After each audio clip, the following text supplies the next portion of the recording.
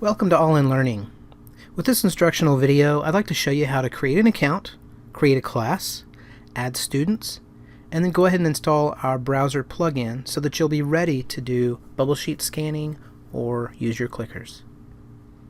There are a few ways to get an account created.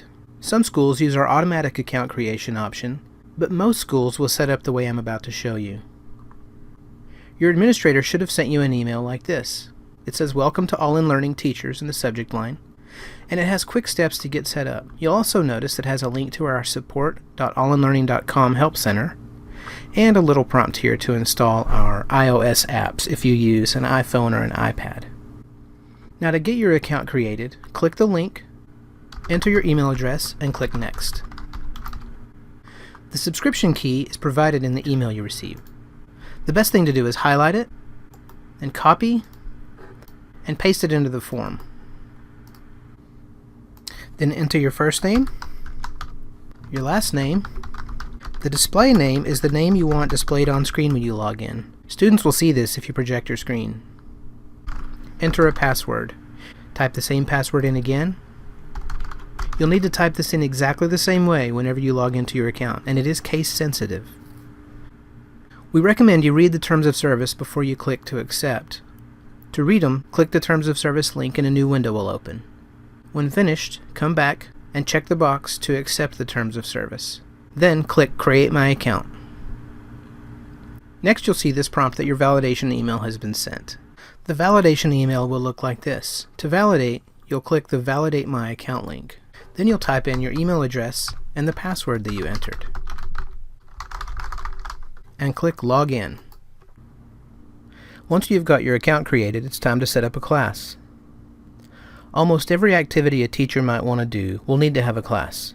Note that if you teach the same group of students multiple subjects, you only need to create one class for them. The first time you log in, you'll see a prompt that says you have no classes. To create a class, click here. Click here. You'll enter a class name, choose your grade, and your subject. Notice the tags assigned to this class at the bottom. 5th grade, mathematics. This may be used when assessments are distributed from your administrators. If they've instructed you to enter a custom tag, you can enter that here. Then click Save. You'll be taken to the Student Roster tab where you can enter students.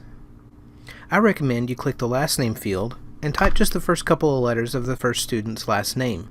An autocomplete box will automatically show you matching names for what you've typed so far. Choose the one that you'd like to add, and it'll automatically fill in for you. Then click Save and add the next student.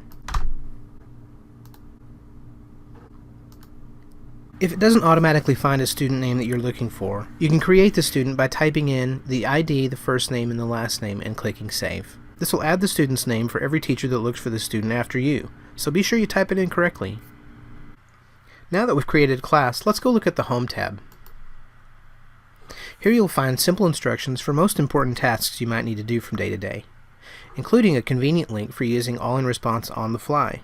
On the fly is for using clickers with quick verbal questions just to check for understanding, or you may display questions from a website or display feed from your document camera on a projector.